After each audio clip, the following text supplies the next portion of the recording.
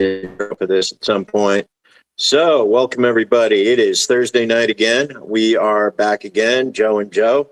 This is Town Hall number 3 for the Challengers. So, how are you doing this morning or this evening, Joe? I can't complain. Staying busy, work, school, campaign stuff. I've been running a couple roadblocks with the campaign on donation, setting up a donation page, but we'll make it through. And just one of the challenges of running.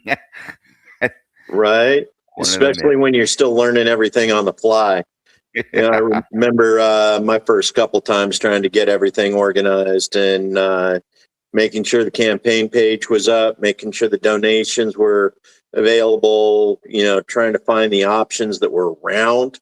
Mm-hmm. It's a little easier as a Republican candidate than it is as an independent or one of the third parties, because a lot of the policies and procedures with the organizations are already built in place for you. So, but there's still issues you got to deal with. You still got to file with the FEC. You still got to do the meet and greets, talk to the people, talk with the central committees and a large number of other bodies. I mean, like, how many surveys have you filled out so far, Joe? At least 2, if not 3 or 4. It's just survey after survey after survey. I'm just like. So, Joe doesn't have his name on a lot of the lists, but so far there's been the Right to Life list, your Idaho Second Amendment Alliance, your National Rifle Association, your Gun Owners Association. You're looking at, what were the other ones that I've gotten so far? League of Women Voters, their 411 list. It just continues to build and build. So let's go ahead and get started on this, Joe. We were kind of waiting for some other people to show. Some of them, we're getting into it. They still got cold feet. Mm-hmm. And of course, one of the other problems that we're having at this point is a lot of the challengers, we are working Idahoans. We're not politicians. We all got 9-to-5 jobs. 9-to-5 jobs that we want to keep, just in the event that this plan doesn't go through for us. So we're still working our 9-to-5s. We're getting out. We're coming in. We're talking to you about the way we feel about things, and that's one of the things. Justin Plant for governor. He was late the one time he did show up, and that's because he got caught at work late. Mm-hmm. Andy has his job. He's a carpenter. We continue in that he's got his schedule he needs to maintain for his clients. Yep. I'm a little bit more fortunate. My 9-to-5 is a 9-to-5, so I got time to come out and do these things. Joe, what is it you do during the day? So I work at a service desk. I'm a service desk technician off of 10 Mile there, answering calls for the Navy. Pretty simple, pretty easy. I've been doing it for 3 or 4 years now. And in reality, there's not much to the job itself, but I do work weekends, but it is 4/10s that I work. So, but I work 5:30 to 4. I wanted to get my schedule early in the morning. That way I could have afternoons off. I didn't want to be working 7 to 5:30 or anything that was a little later, just because it tends to make the evening time feel shorter, and I wanted to have some actual evening time. Yeah, James, we definitely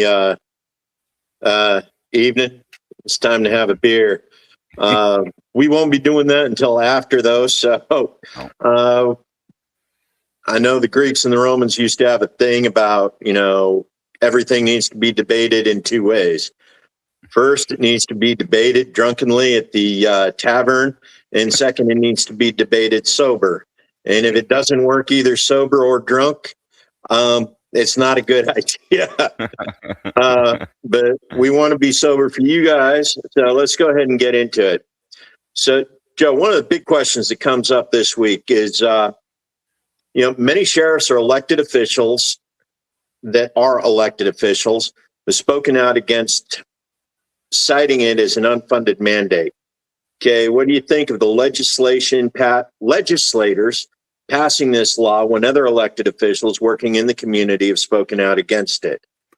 Yeah, I mean, Now, this is the 287G. This is the memorandum of agreement between local law enforcement, which in this case includes county sheriffs, as well with the federal organizations, in this case, ICE. And Idaho is currently working, our legislators are currently working on a mandate that local law enforcement participate in this memorandum of agreement with immigration, ICE. With immigration. Immigration Customs Enforcement, correct? Yes, ICE, Immigration's Customs and Enforcement. Joe, we've both spoken out on this on Twitter and on Facebook, so people understand where we feel about this. Let's go ahead and talk it over here real quick. You go first. I mean, yeah, like I said, it solidifies my point when the amount of sheriffs that have come out against it because they are in these communities. They are the front lines of defense against immigration. So I feel more solidified in saying, like, yeah, we don't need to have these unfunded mandates that are forcing our local law enforcement, our local representatives for protecting and serving the communities, forcing them to take on these extra challenges that are held by ICE. And from everything that I've ever heard from the sheriffs, that whenever they're working with this, they say that yes, whenever we do get these heinous criminals in, we do send the courtesy to ICE and say, hey, we do have these heinous criminals in here that are illegal immigrants and everything. So I feel like the sheriffs are doing everything they can and should be doing. And I'm always going to push back to the people. And I feel the sheriffs are a direct representation of those people in their communities. Yeah. So one of the big things that happened this week was, they've been trying to make it happen, is mandate that all law enforcement organizations in the state participate in these 287G memorandums of agreement. And it forces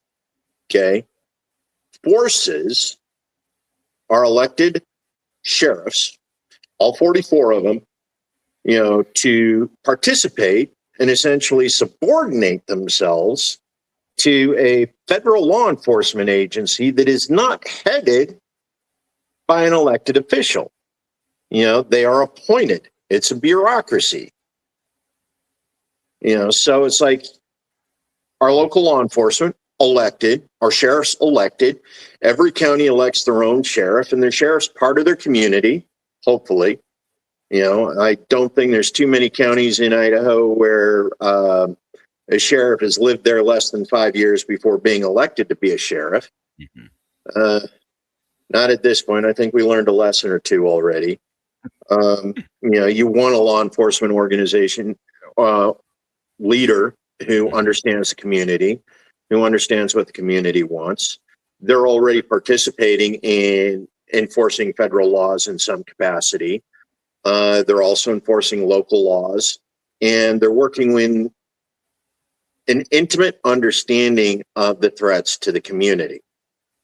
Now, as Joe already pointed out, many of them already at least work with ICE in some level, whether it's informing them of dangerous criminals that come in that are not citizens, they're not residents, who may need to be sent elsewhere. But one of the other problems that we have with that, and this actually came up in debate in the legislature, is right now Idaho is paying to keep some of these offenders in prison. That is, they committed the crime in Idaho. We prosecuted them in Idaho. We are keeping them in prison in Idaho until they've served their time, at which point we cut them loose and turn them over to ICE, and ICE, ships them off to wherever their origin of country is. Now, there's people who don't want us paying to house these criminals, and I understand that. But one of the problems that we've seen with turning them over to immigration sending them back to their nation of origin, is they just turn around and come right back to commit crimes. We saw that in California time and time again. Get arrested in California for murder, get deported back to Mexico. 6 months later, he's back in the state of California committing murder and rape again. So it's one of those things you sort of need to take a look at the importance of maintaining, keeping criminals, especially violent criminals, separated from the population at large. And unless we're deporting them to a prison in El Salvador, which ICE is currently doing, you're not successful in preventing them from reintroducing themselves into the communities you arrested them in for the crimes they committed in those communities. So we definitely need to pay attention to that. What you got, Joe? I'd be interested to know if that has changed at all since the border crossings have gone down. And that's I guess was where my question would rise to, is if there has been a rise of violent criminals coming over the border, coming back over reentrants. I don't know. I don't have that statistic on me or anything like that, but that I think would be my biggest question for that. And I think that's a huge question. The other problem I've had, though, is with regards to ICE and the Border Patrol right now, is exactly how accurate has that information been? That's true. We've heard rumors and even been provided some evidence that Kristi Noem has not exactly been honest in the reporting of estimates coming across the border, especially with the attempts at being more stringent in the way they come across the border. We still see the issues of child immigration and the fact that they continue to end up in some form of foster care or ICE detention center. We're continuing to see reports coming out of the ICE detention center of children getting pregnant there. Yeah. So we continue to see child trafficking, child sex trafficking, rape, and several other things that go on while these children are in ICE custody. So go ahead. And that does need to stop. Like, in no question in my mind, these detention centers, from what I've heard and from the reports that I've seen, is they're being held. If you're from the military or if you understand the military jargon at all, nut to butt, severely underserviced in these detention centers. I'm not saying that we need, and it's one of those hard situations, because it is a situation where we don't want to put a lot of funding towards stuff, but in the same hand, we want to do this, but we need to treat those people still like they're people. They're not cattle that we moved. Right. And yes, especially when you're talking about children. Exactly. Yeah. If you're coming at it from a biblical perspective, if you're coming at it from a Christian perspective, how you treat the least of me is the way you treat Jesus. And in this case, the way we are treating the children that are caught in these border crossings, Jesus himself said these people probably need, millstones hung around their neck and dropped into the river. And exactly. And I don't know. It's such a terrible situation for these people, because we're not treating them the way they need to be treated. There is no accountability for ICE at the moment, and their only accountability is executive branch, and that's not how it should be. There shouldn't be a a large police force that is accountable only to the executive branch. That's not the purpose of the executive branch, is to hold a major arm of a law. In my opinion, it's giving too much power to one branch of government versus the other two branches of government.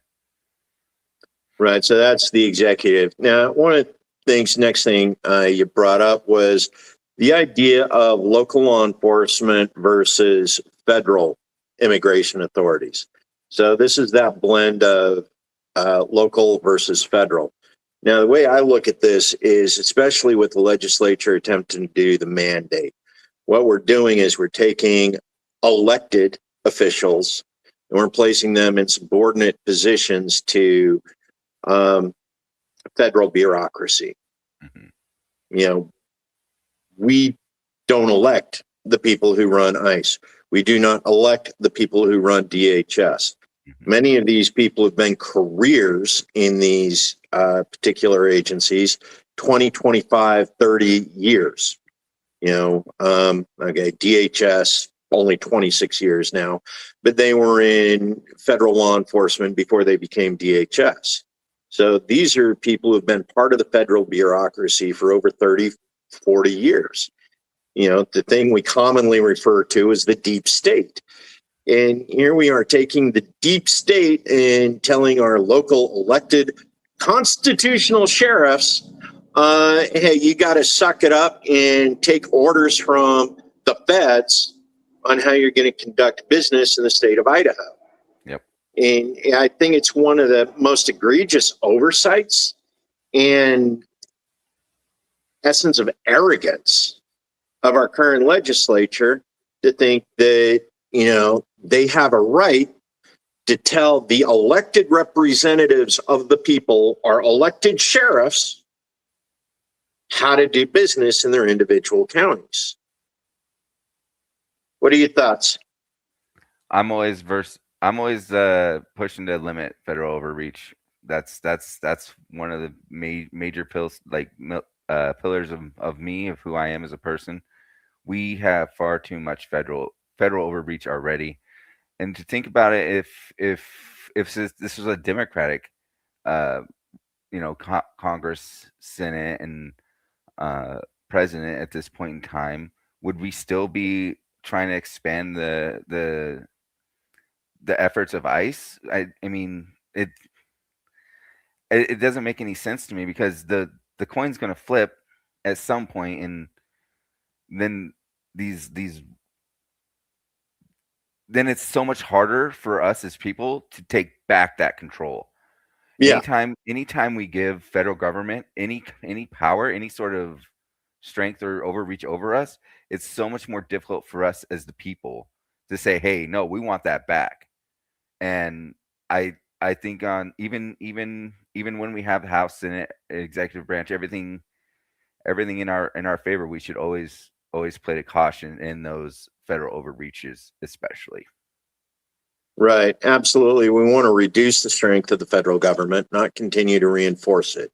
Mm-hmm. We need to give more power back to the county sheriffs, the constitutional sheriffs. And that means that we need to put them in control of federal operations that are operating inside their counties, as opposed to subordinating them to the federal bureaucracies. Power originates from the people. Political power originates from the people, from the consent of the governed.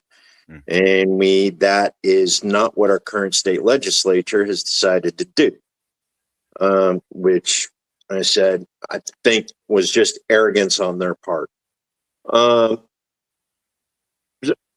And here's one of the other things. So trust, the trust between the communities, our local law enforcement agencies that are responsible to serve and protect. Supreme Court kind of threw that out the window. But a lot of us who grew up, still believe that serve and protect is the role of the police. And how does that look in regards to, trust here in Idaho?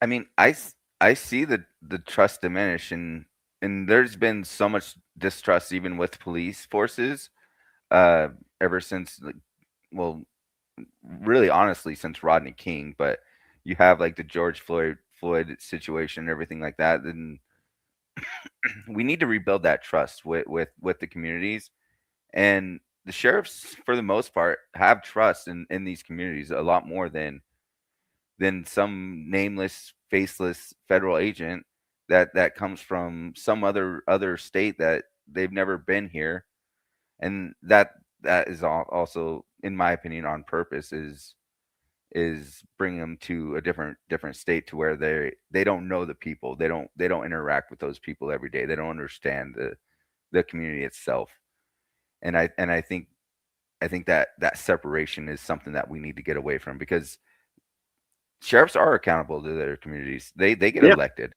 like 100%. Yeah. And bringing some federal bureaucracy from a different state is not accountable to that person, that community, and that helps erode trust, which we don't need to do. We need to build trust within our communities, with our state, and and especially with the amount of trust in institutions now across the board, it it needs to be a time where we build that trust back. Yeah, absolutely, especially with regards to the institutions. And we've watched institutions become corrupted. We've watched their values deteriorate.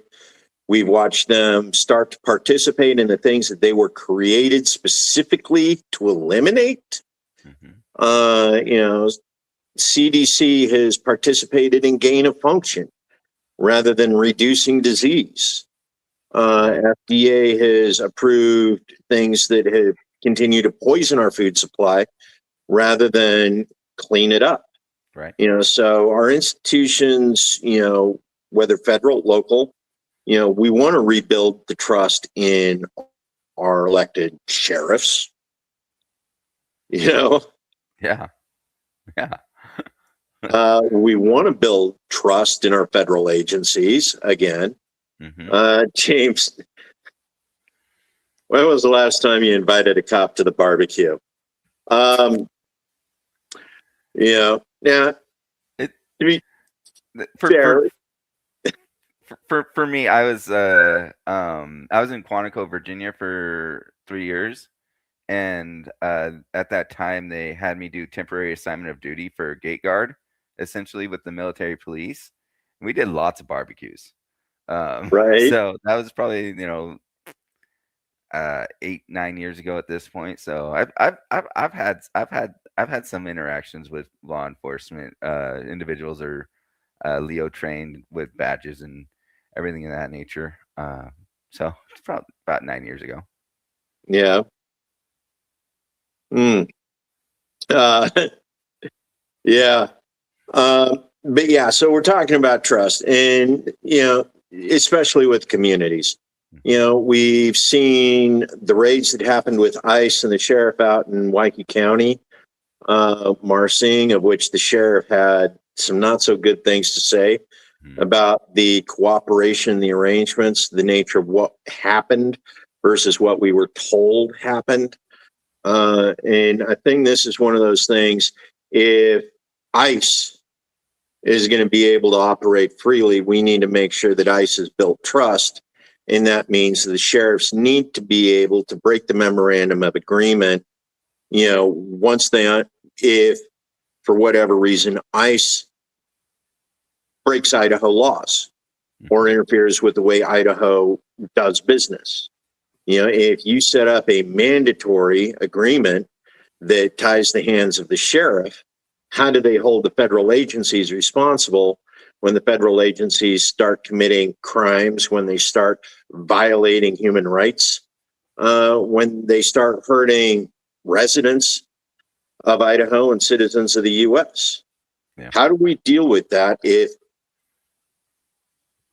our elected officials have their hands tied because we mandated the agreement in law? So moving on from that, birthright citizenship. This one, 287 immigration. We're looking at birthright citizenship, and right now there's a movement to redefine the way the 14th Amendment is interpreted in the United States. Where do you stand on that, Joe? I stand on this with a lot of us. I mean, granted, I've been in Idaho for 6 generations, and not everybody has that privilege of being in America for as many generations as I have been. Even Irish and Italians, we talk about this and how far are we going back, because they got a lot of their rights and privileges from birthright citizenship. I I I hear the noise about having like birth vacations, I think is what they're called, where they come and have a baby on American soil to have an American citizen, and then they go back. But I don't see a lot of corroborating evidence for that. I just hear it in the mill and in like the scuttlebutt, and I tend to stay away from scuttlebutt as much as I can, and I think it helps. I think birthright citizen helps um make our society more robust, and making more of a national identity with America. Because I was in the Marines for 9 years, and I knew quite a few people who had illegal immigrant parents who joined specifically for the purpose to help fund their parents getting citizenship. And I don't see a problem with that, and it's not that they don't want to be citizens. It's just a large barrier to entry for citizenship. Yeah. They love the country. They love to being here. They love being a part of the community, helping the economy, everything in that nature. And that's what I see more of. And I and and just like the Italians and Irish and everything in that nature, they love being a part of our community, and that's why that we still have such a robust Irish Italian communities. So I don't see an issue with it, in my opinion. Yeah. So one of the big things is we've always done the whole blood and birth, blood and soil, I should say, interpretation of the 14th Amendment. That is, if you were born to American citizens or if you were born on American soil, you are an American citizen. Now, there is a movement right now to reinterpret the 14th Amendment, because in the 14th Amendment, it says born on American soil and not subject to the laws of another nation. And what they're interpreting that meaning is if your parents are citizens of another nation, when you are born on U.S. soil, you do not qualify for birthright citizenship. Okay, so if we step back and we take a look, those Marines, the enlisted, they were born in the U.S., they were citizens by the definition at the time. If it was reinterpreted, and I know coming at it, 50, 60 years after the precedence was set, is taking a huge step backwards. But under the reinterpretation, the United States Marines even wouldn't be able to recruit them because they're not citizens. Mm-hmm. Because their parents were citizens of another nation, even though they were born in the U.S., they would retain the citizenship of the nation in which their parents were born. And that's the blood portion of it, rather than being a U.S. citizen. Now, my big thing with that is going back and reinterpreting a constitutional amendment some 50, 70, 100 years after the fact and saying, no, it doesn't mean what the Supreme Court said it meant, 100 years ago. I mean, court precedence has been set. of course, we take a look at what has been overturned with this particular Supreme Court, precedents that has been set that has been overturned. For example, one of them is Roe v. Wade. Right. We've seen that overturned for a particular group. Right.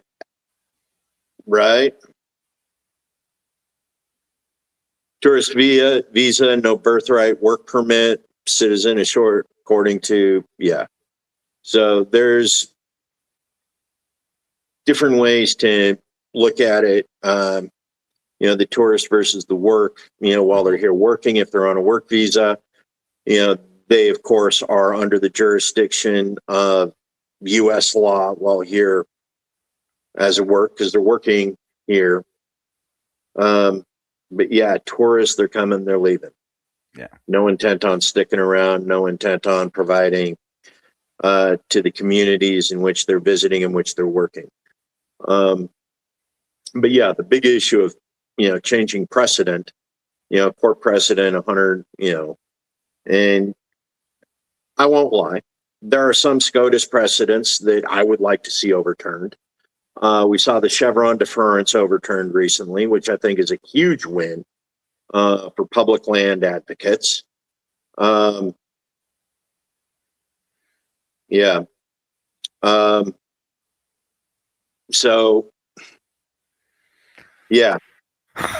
What is this Chevron deference? One of the things with Chevron deference, and this was an EPA-related case, in which Chevron had basically been granted certain permissions, and the assumption was that Chevron was always going to be right, or there was something along those lines. And what this meant was it was a lot harder for other individuals to seek interaction on how public lands were managed here in the United States. Whether it was wilderness, whether it's public lands. Chevron deference was a big thing that actually brought in and gave the people more control and more access to public lands and the way they interacted, because we were no longer making deference to corporate entities with regards to public lands here in the U.S. Okay. So the Chevron deference was a huge win for the little guy.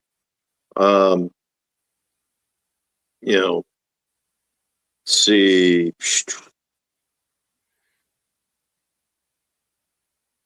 yeah, right, James. Distinguish between illegal and legal.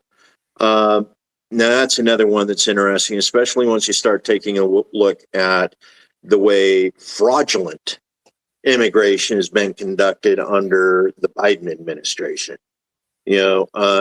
Chain citizenship, chain immigration that's been allowed, especially with regards to H-1B visas, certain ag visas, in which individuals are brought into the United States with no intention of actually participating in a meaningful way in the economy. They're just bringing them in, dumping them in the middle of the community, and hoping, that they adapt and integrate, as opposed to having, originally you had to have sponsors to come in.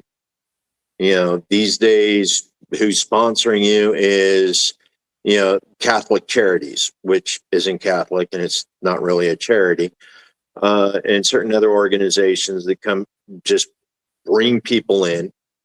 The nonprofit is sponsoring them, but they're not. Right. And I think that was a dangerous precedent that was set and allowed to continue for too long, especially while we were conducting operations other than military operations other than war in, a dozen different countries around the world.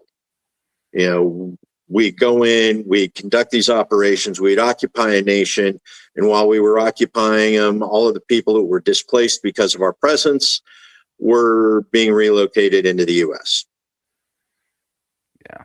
Generally not a good precedence to be setting, especially if you're looking at it from a national security perspective.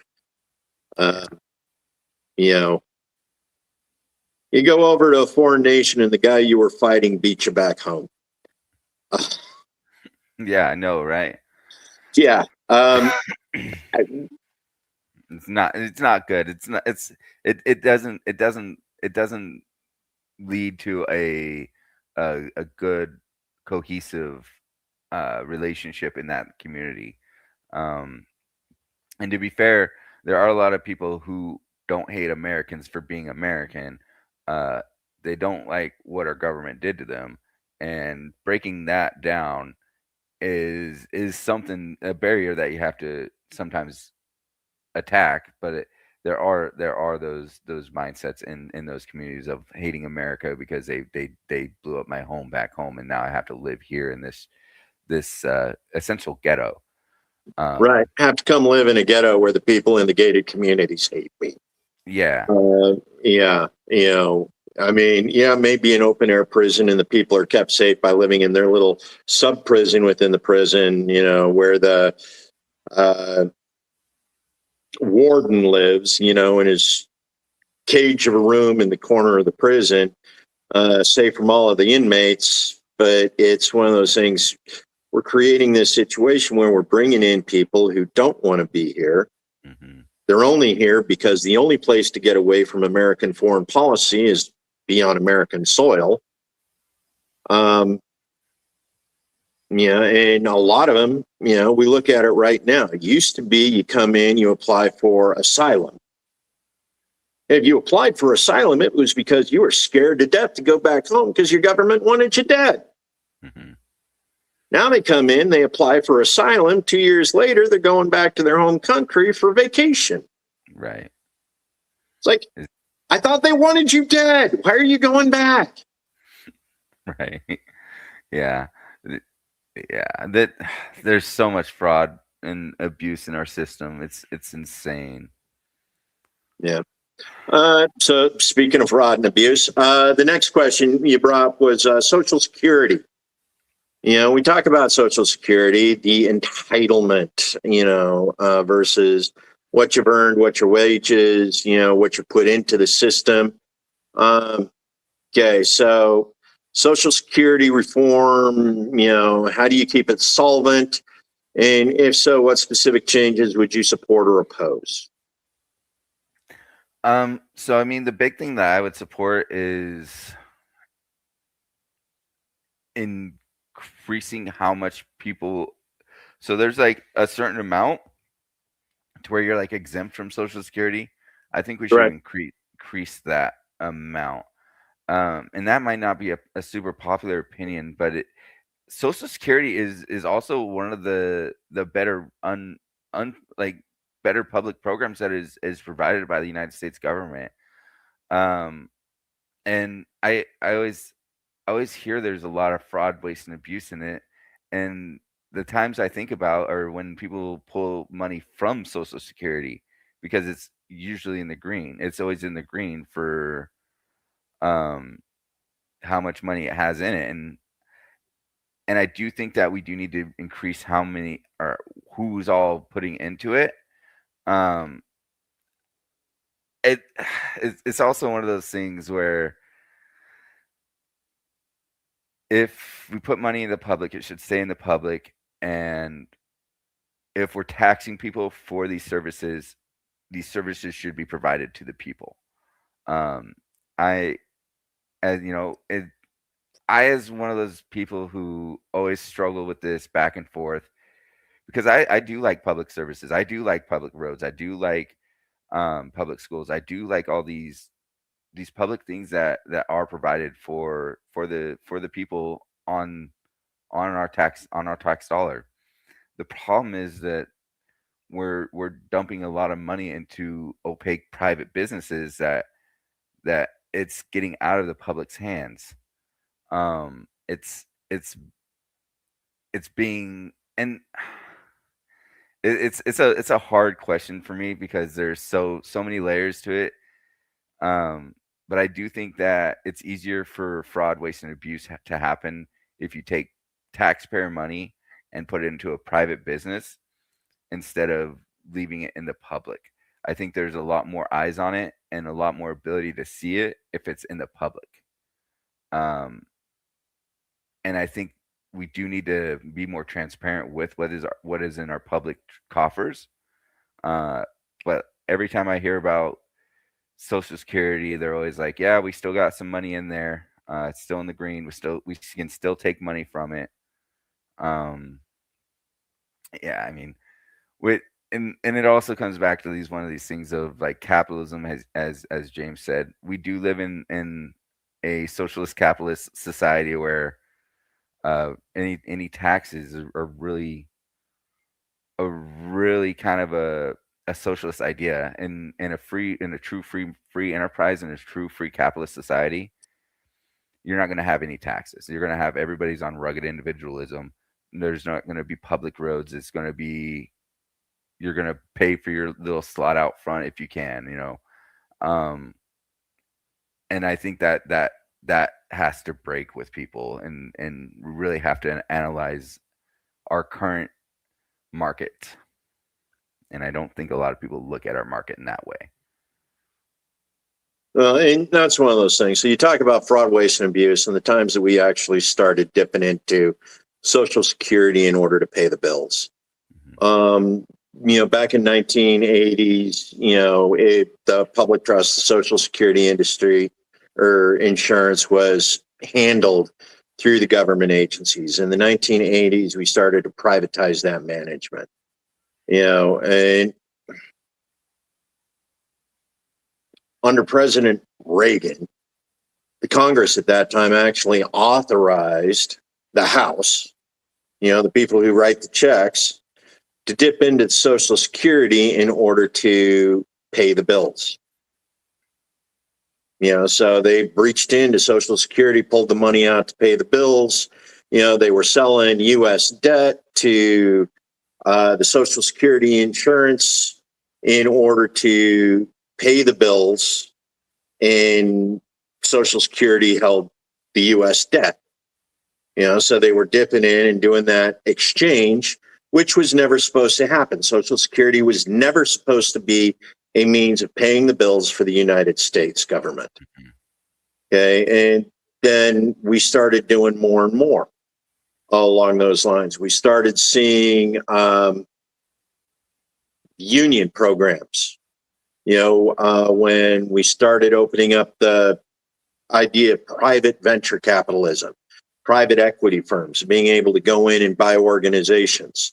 A lot of them went in, ran up the debt, and then they'd use the retirement programs that were being held and managed by the companies that they had bought for the employees that were working to pay the debts that were created by the executives. So we were seeing fraud in retirement funds, not just in the Social Security insurance, but also in the 401, in the retirement funds that were being managed by companies.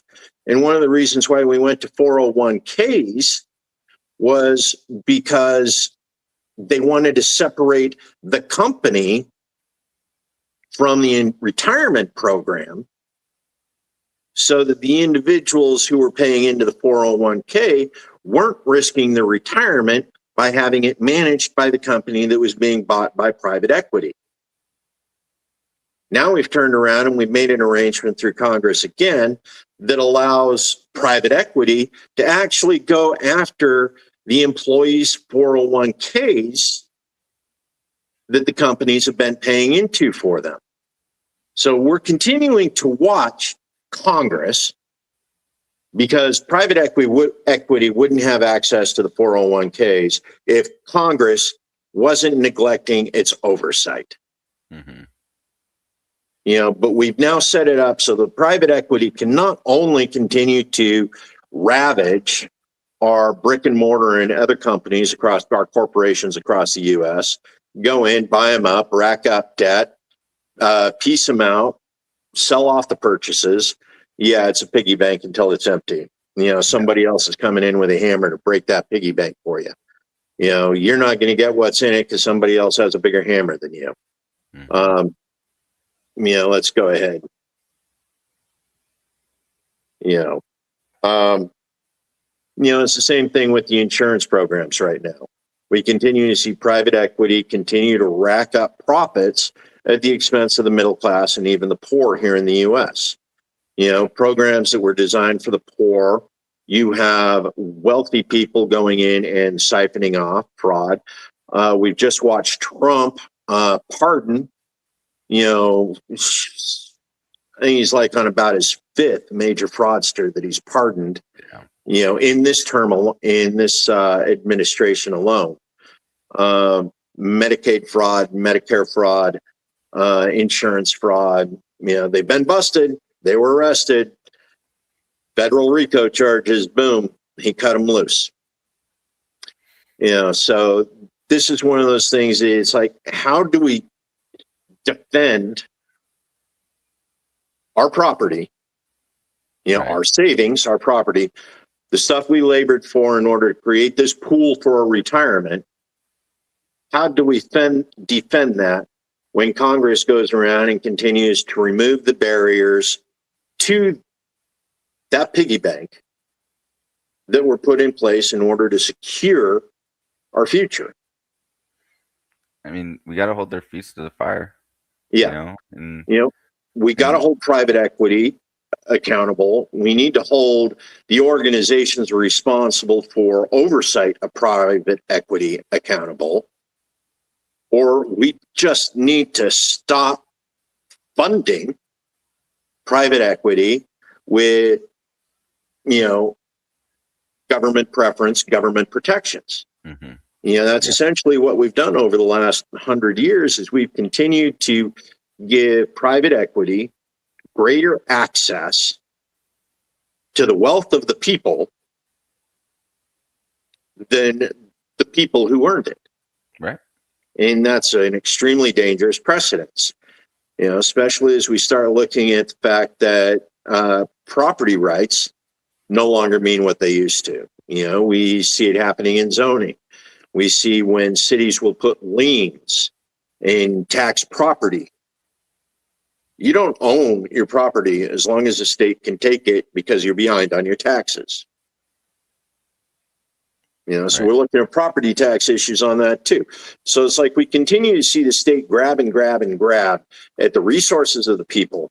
And how are the people supposed to continue to live and plan for the future, knowing that the future will be left barren because the government has allowed the thieves, the foxes, into the hen house? Yeah, they really have. So across these issues, one of the things, immigration, Social Security, fiscal responsibility, how do you prioritize? How do you define your core principles on those issues? So, I mean, it's always going to be to the people. How am I going to best protect the people? How am I going to best ensure that I'm working for the majority of the people?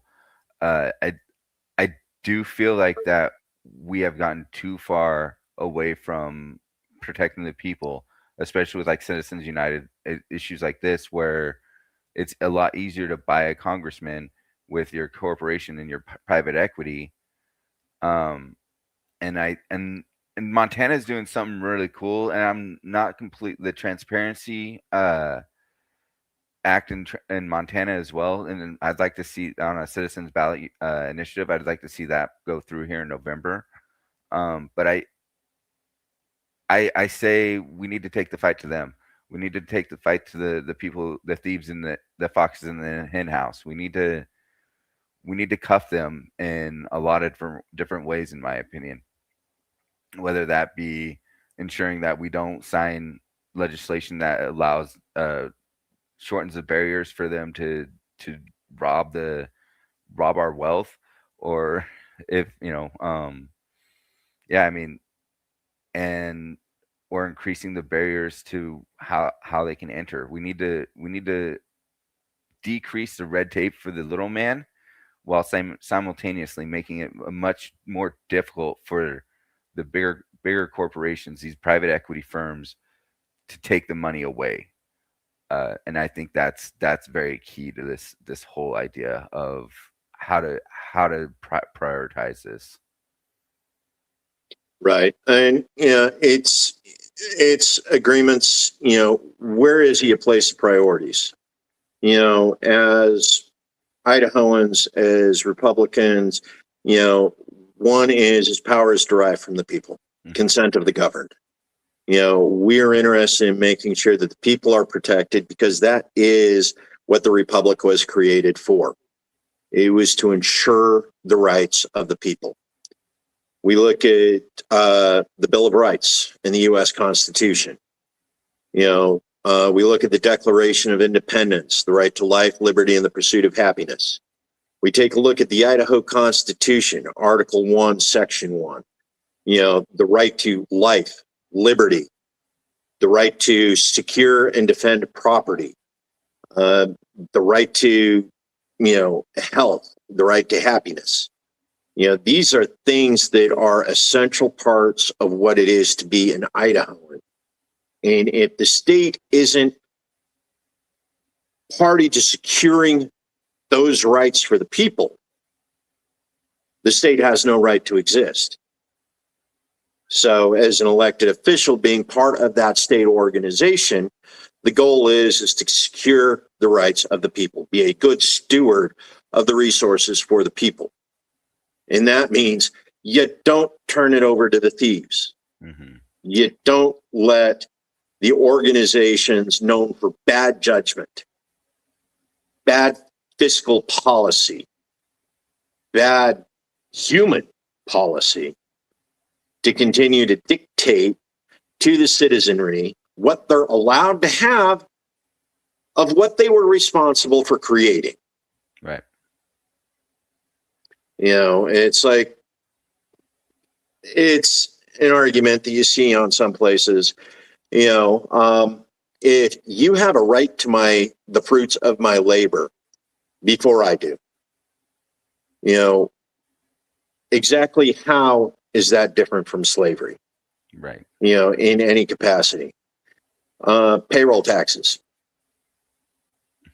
The state takes 25 to 40% before I even see it. Mm-hmm. How is that fair? It's not. And I mean, even when we come back to that piece of income taxes and everything, it was only supposed to be temporary for World War I, and here we are, 113 years later. Yeah, that's multiple generations of temporary income tax. Is thieves in the hen house, Nothing so permanent as a temporary government program.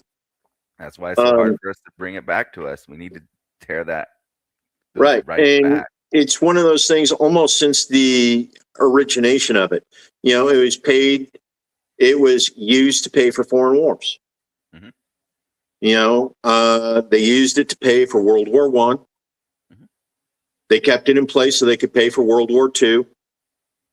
Then they kept it in place for the Korean War, for the Vietnam War, for our various other military actions other than war, however you want to refer to it, since Vietnam. Mm-hmm. And military adventurism has been the most costly program to the United States, ever. Yep. After we stopped making banana republics, we moved on to the next flavor of things, oil republics, supporting things going on with how we control the oil, control the food, control the oil, control the water. We continue to dictate to the world these policies. And of course, we have to enforce those policies if we're going to maintain that control. And enforcing those policies is expensive. Yes. And dangerously expensive. And that's the other piece of this too, is like we spent all this money and all this time and all this effort, resources on these foreign adventurism, as you say, military adventurism. There's never been in, I guess, quotation marks, reparations for those. If we're going to be a mercenary army, let's be upfront about it. Pay us, and I'm not completely opposed to being a mercenary or having a mercenary military force, but we're not getting paid for those military forces. The French have the French Foreign Legion, like Right. Well, we got Eric Prince. Who? Eric Prince. Blackwater, or whatever it is they're calling themselves these days. Yeah. But we had soldiers of fortune hired out of the U.S. on a regular basis. But yeah, remember early in the Afghan war, the Saudi prince actually wanted to pay, for one of the rotations in Afghanistan, and I don't remember whether it was Bush or Obama who went, yeah, no, we're good. I don't know. And that, and that's the thing as a Marine. I do know several Marines who are very gung ho. They're like, let's go do the war. Let's go fight the battles and everything like that. But I still remain firm that we need to at least be paid. We need to get something back for it. We're not just going out to strip our own country anymore. I don't think never met a Marine who didn't live for the fight. But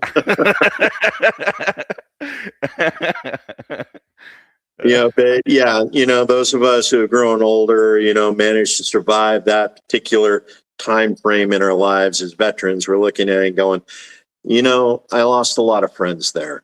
Mm-hmm. And I don't want my sons and daughters to lose their friends. Yeah. The problem with wars and foreign adventurism is it takes our best and brightest, the ones who believe in volunteering, the ones who believe in service to country, and it sends them over to some other nation to die for profits here in the U.S. And it continues to water down,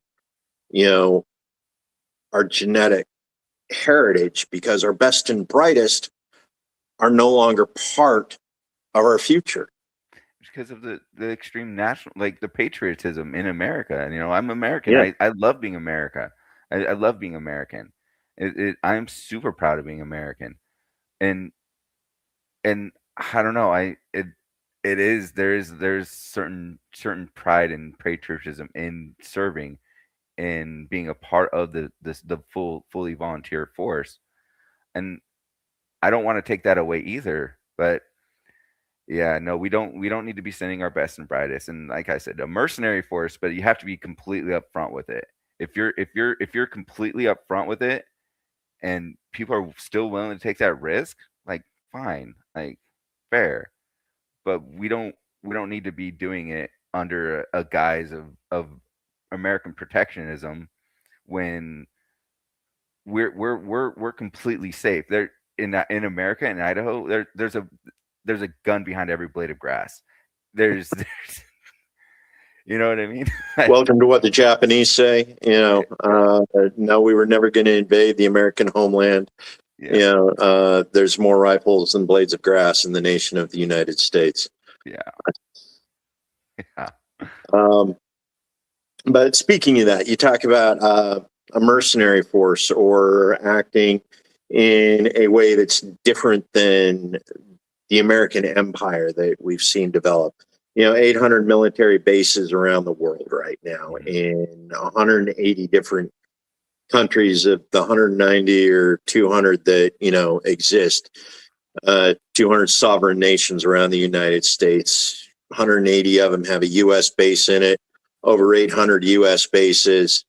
You talk about being able to bring our troops home, come back to USO, bring all of that empire building, and bring our troops home. So that rather than spending all of that money maintaining this image of an empire in nations that don't want us there, right, or fight our presence, or continue to demand concessions from us because our troops are stationed there. We see it happen in Korea, we see it happen in Germany and most of Europe. Always been concession after concession after concession. bring our troops home, spend all of that money that we were spending keeping those foreign bases, functional, spend them here in the U.S., refill the coffers of the Social Security insurance, because if we're not spending, $1 billion a year plus another billion, to send Tomahawks into Iran, every month, we can actually spend that money on the people here in the U.S. Mm-hmm. We're being such a situation where the people in the U.S. aren't being billed for sustaining an empire that they're not even interested or even remotely aware of. 300 million people living in the U.S. You know what percentage of them have actually left the United States? I don't. I think it's like 80% of the U.S. population will die within 100 miles of the place where they're born. It's like, why do we control so much of the world when we as Americans actually spend very little time participating in it?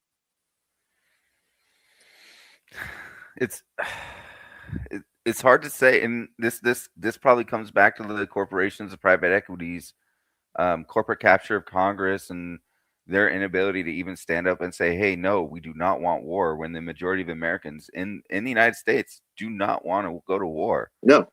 And that's a major disconnect between the people who are representing us and the people who elect those officials. I think that there's been a lot of misinformation in regards to what our representatives, our elected representatives, are actually voting for and participating in. And I do think that is on somewhat of a course correction as we see a lot of these people holding their congressmen to their feet to the fire for, hey, why are you voting for this? Why is this being voted for? It's for the gain of the few and not for the gain of the people, because if it were for the gain of the people, we would have those young men back here with a hammer in their hand instead of a gun.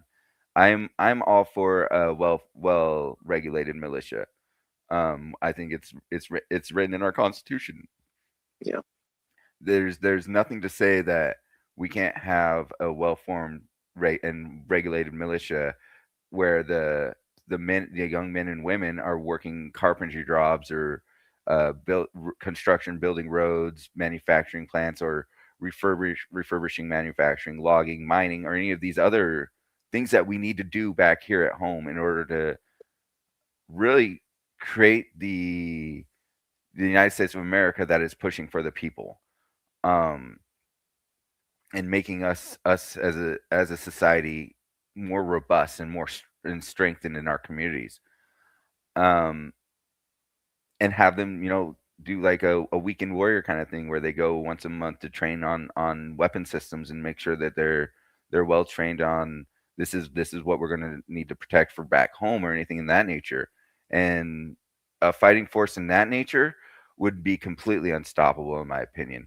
If we had our young men and women back home where they were doing practice maneuvers in protection of their own communities, there would be nothing that would be able to overtake the United States of America. And I feel like that we would be really building a stronger structure if we brought them back home, put a hammer in their hand or a saw or a pickaxe, and brought the greatness of America to the front, because it's here, but it's just been in the background.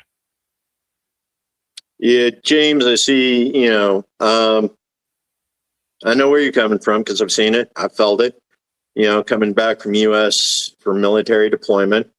And the idea that we are continuing to see a more robust police state, even here in the United States, where the authoritarians continue to dictate more and more, how we live and criminalize certain choices. The U.S. is becoming its own worst enemy in many ways because we continue to erode away at our own freedoms. And one of the things you bring up, Joe, and this is one of my favorite Marines, General Smedley Butler, war is a racket. We continue to see that what war is, especially in a post-Vietnam, world, is it's money laundering for the rich. We bleed America's sons and daughters in order to make old men wealthy. And that is an extremely dangerous, for a nation, for a culture, for a civilization to pursue that kind of suicide. I mean, literally, it is suicide. We are killing the future in order to sustain the old. Right. And we need to switch that around. We need to stop borrowing against the future of our children and start investing in our children. And part of that means stop sacrificing them. Stop bleeding our children for our personal comfort. Now, one of the things that Trump brought up is the idea of Strait of Hormuz. Okay. It handles some 20 to 40% of the global transport of oil. This is, trying to remember the term of hydro tyranny. It's basically where we control something to the point where loss of it, those who can destroy it, control it. In this case, 40% of the global supply of oil moves through the Strait of Hormuz. And if Iran can destroy it, Iran controls it. And right now, Trump wants the other nations that are dependent upon the oil that travels through the Strait of Hormuz to pony up the money in order to secure the Strait of Hormuz against Iran. Where do you stand on that, as far as a public policy, as a foreign policy, moving forward? And this is one of those situations in where I do believe that we need to pull all of our resources out of the Gulf, in my opinion, it's like you said, if they can destroy it, they control it. Iran has control over it at this point in time. To the Americans, it is effectively closed. If the other countries want to make deals with them, fine. I mean, I'm not disillusioned in the idea of thinking that the UK, France, Germany, or any of these other countries are going to be able to go ahead and initiate a kinetic actions against Iran. I don't think they have the gut for it. I mean, we as Americans don't really have the heart or the gut to have further kinetic actions in Iran, for the most part. And I think it's even less on the European continent. And so at the end of the day, I think they're just going to need to start paying them. And it's really sad to see, because they're going to, from every reports that I've seen, is that Iran's going to demand payment in yuan.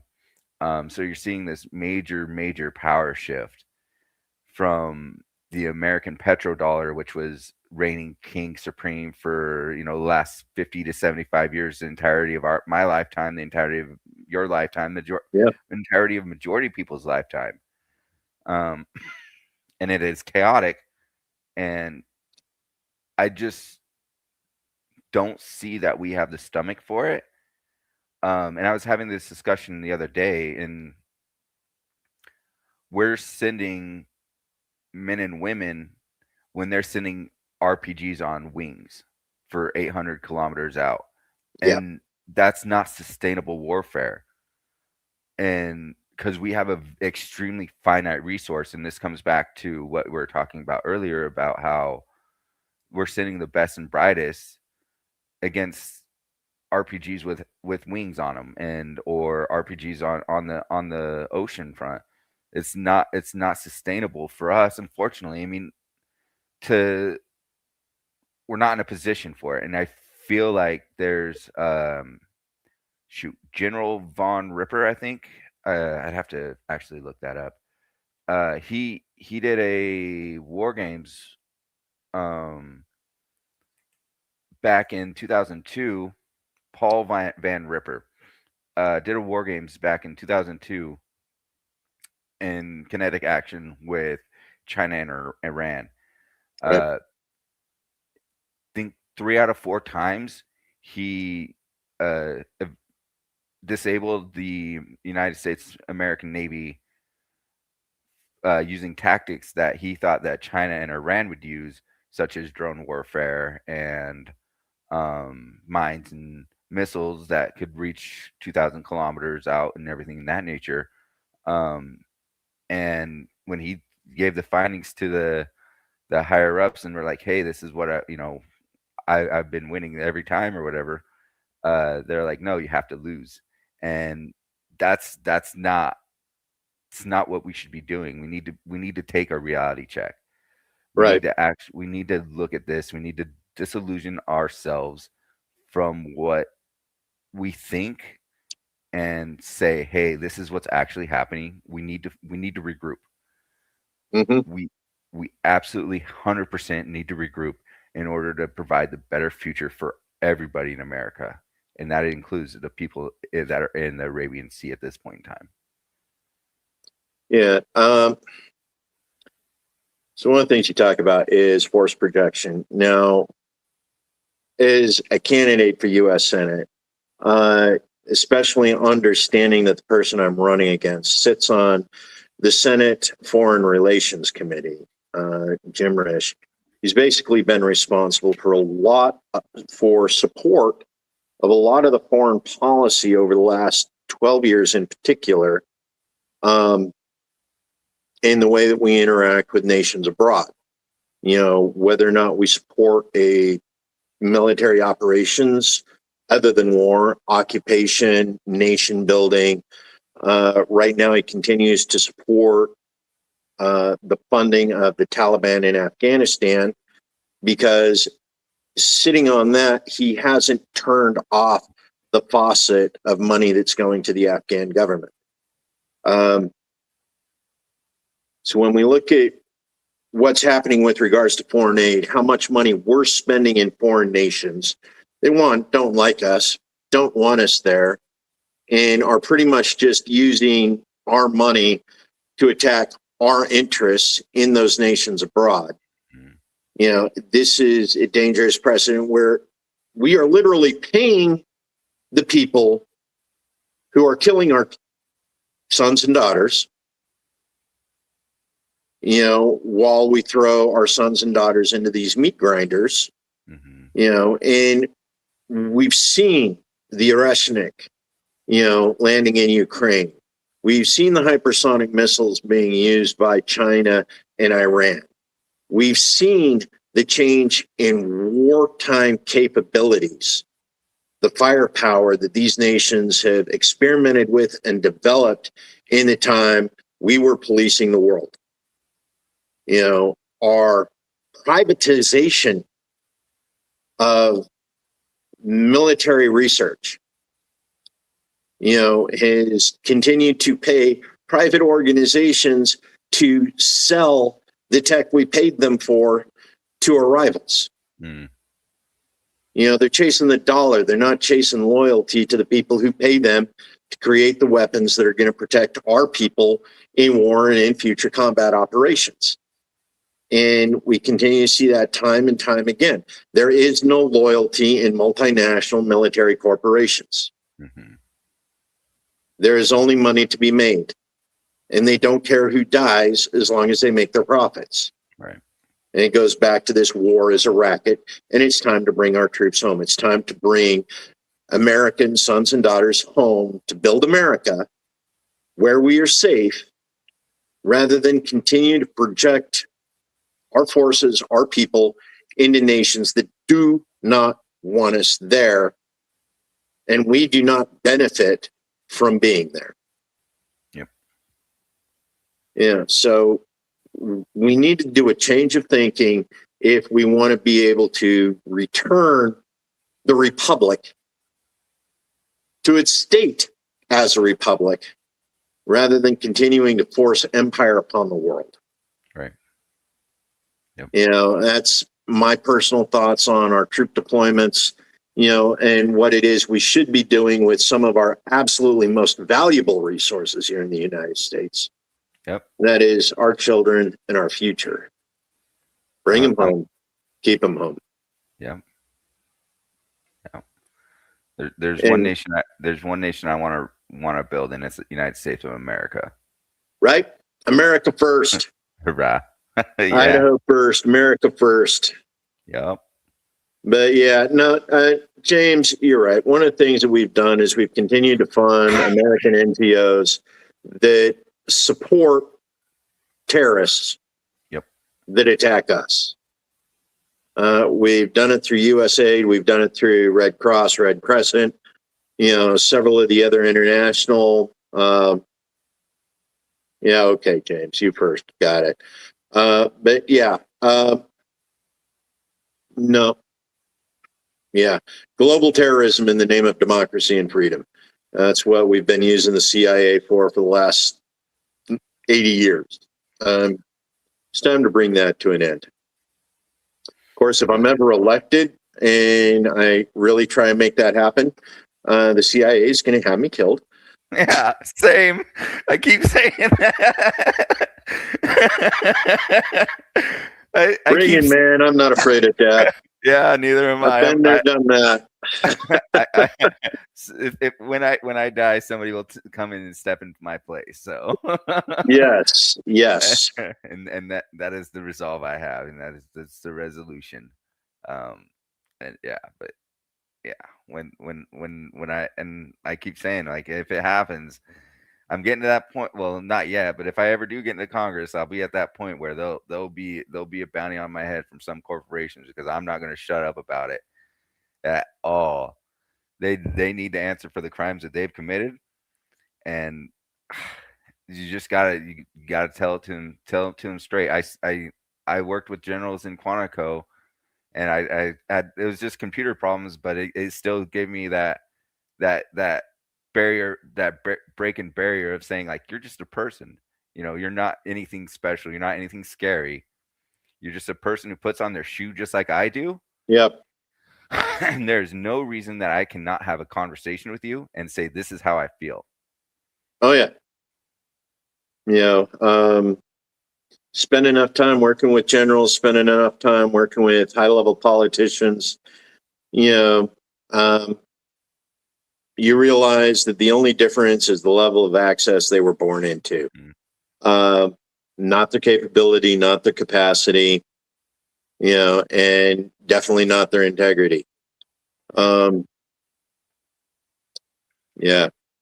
So we've been here an hour and 20 minutes now. I've been running this a little bit long. What you got to close for us tonight, Joe?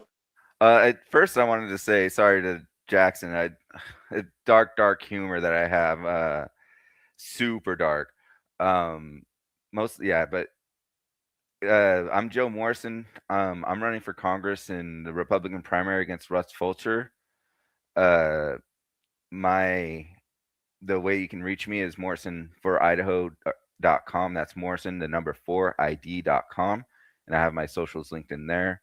And it'd be great to support and represent the United States of America and Idahoans. Excellent. Thank you, Joe, for being here tonight. And as all you know, I'm Joe Evans. I'm running against Jim Risch in the Republican primary, May 19th. That's when our election's being held. Show up, vote. You know, I want you to vote for me. I want you to vote against the incumbents. You know, because we need a change in Washington. You know, that's one of the reasons why I'm here supporting the challengers. I want to see different faces in Washington. You can find me at Joe Evans for Idaho. That's FOR, Idaho.com. Social medias are on there. You can follow me on Twitter, follow me on Facebook, follow me on YouTube. And definitely think about what is going on in Washington, what is going on in Idaho, and what we need to do at both the federal and state level. And the most effective time to take care of that in Idaho is May 19th. Vote for Republicans who believe in the Republic. Vote for Republicans who believe in being good stewards for the future. That way, your future gets taken care of. Whether that is what you work for or those you raise. Take care. Everybody have a great night. Good night.